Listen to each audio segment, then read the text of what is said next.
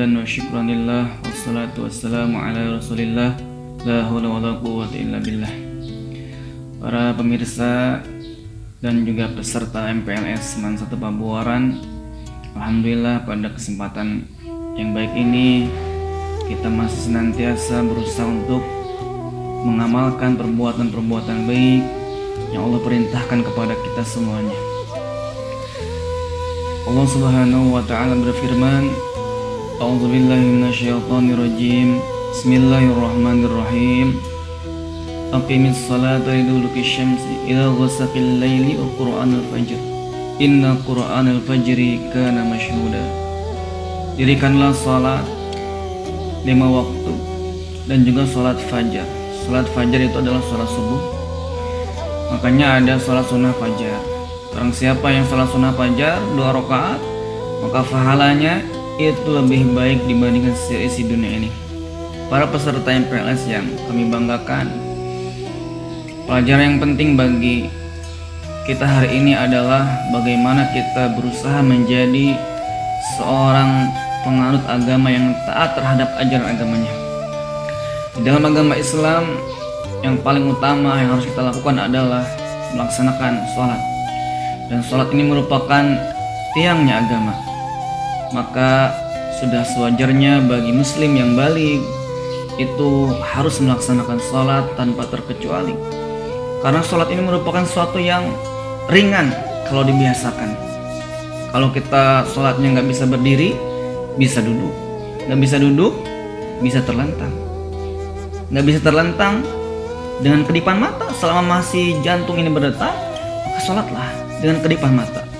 Kalau sudah jantung nggak berdetak, nggak bisa dengan kedipan mata, ya disolatkan oleh orang lain. Nah, jangan sampai kita menunggu disolatkan oleh orang lain. Maka dari sekarang, mumpung ada umur, kita harus belajar sholat. Apalagi kita ini anak muda ini. Anak muda harus memaksakan diri untuk melaksanakan sholat ini. Karena kalau tidak dipaksakan, ya memang hoream. Sholat itu memang hoream, apalagi sholat subuh, gitu kan? Nah ini maka perlu pemaksaan dalam melaksanakan sholat ini. Apapun keadaannya, lagi sedih ya sholat, lagi nggak enak badannya sholat. Apapun keadaannya, wajib kita melaksanakan sholat.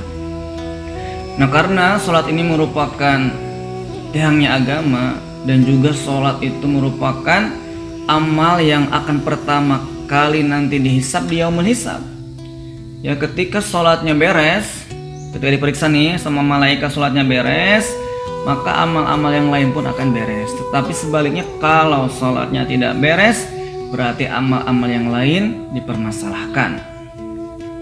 Dan sekali saja Anda tidak sholat, atau sekali saja kita meninggalkan sholat, maka cukuplah bagi kita masuk ke dalam neraka itu aja gitu. Karena saking beratnya ini kalau kita meninggalkan sholat. Bahkan dalam keterangan ada yang mengatakan sholat itu dosanya lebih besar dibandingkan zina. Bayangkan saja, zina itu kan sesuatu yang dosa besar dan sesuatu yang fahisyah. Fahisyah itu adalah sesuatu yang tercela ataupun menjijikkan. Ya, bahkan secara agama manapun itu melarang zina, karena zina merupakan sesuatu yang menjijikkan dan dosa besar gitu. Nah, sholat itu dosanya lebih besar dibandingkan itu. Bayangkan aja. Makanya kita harus benar-benar memaksakan diri. Kalau nggak dipaksain ya nggak mungkin gitu ya. Apalagi kalau memang kita tidak terbiasa. Ini berat sekali untuk melaksanakan sholat. Nah, kemudian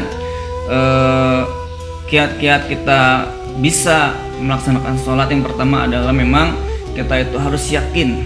Ya, harus yakin bahwa sholat itu merupakan perintah Allah bagi orang beriman. Karena keyakinannya ya harus melaksanakan perintah Allah. Yang kedua adalah dengan cara kita meminta bimbingan dari keluarga ataupun dari guru-guru kita agar senantiasa memotivasi diri kita untuk melaksanakan sholat. Ya, karena sholat ini hikmahnya banyak sekali.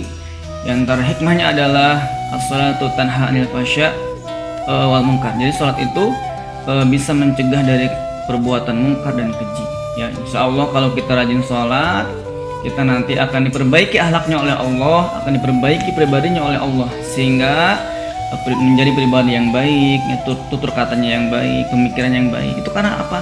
karena buah dari kita senantiasa mendirikan sholat.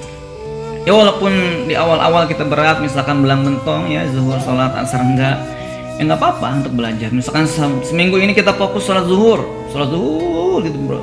Alhamdulillah seminggu bisa, minggu depannya tambahin zuhur dan asar terus sampai nanti terbiasa melaksanakan sholat yang 5 waktu. Kalau sudah terbiasa, nanti kita akan, kalau nggak sholat itu ada yang sesuatu yang nggak enak di hati. Kenapa? Karena ada yang tertinggal begitu. Nah, ini maka perlu dibiasakan dan dilatih terus agar sholat kita menjadi sholat yang istiqomah, yang terus menerus dalam melaksanakan sholat 5 waktu. Nah kemudian juga sholat ini merupakan perintah langsung dari Allah kepada Nabi Muhammad.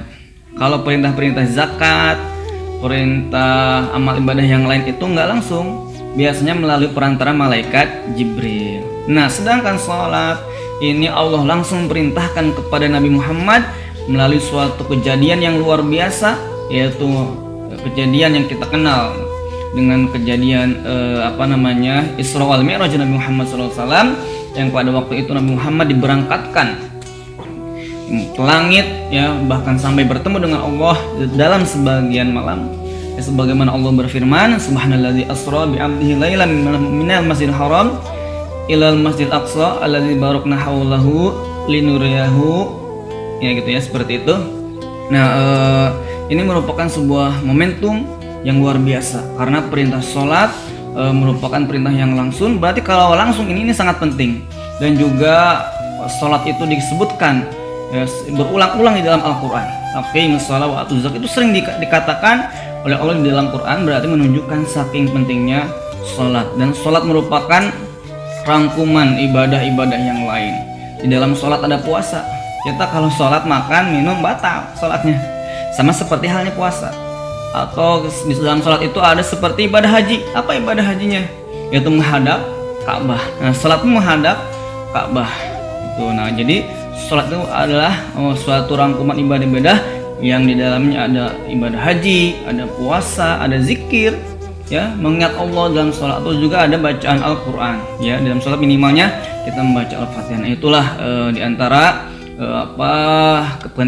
dalil-dalil atau pemahaman-pemahaman tentang sholat yang perlu kita pahami, dan mudah-mudahan Allah senantiasa membimbing kita, memberikan kekuatan kepada kita untuk senantiasa melaksanakan sholat. Dan insya Allah bagi orang yang sholat, apalagi sholatnya di awal waktu dan berjamaah, berarti orang ini adalah orang yang insya Allah dijamin sukses begitu, karena dia mampu memanajemen waktu dengan baik dan mampu melaksanakan perintah Allah dengan baik. Apabila kita sudah mampu seperti itu, maka tunggulah kesuksesan akan datang pada diri Anda. Demikian, semoga kajian yang singkat ini bisa bermanfaat. Assalamualaikum warahmatullahi wabarakatuh.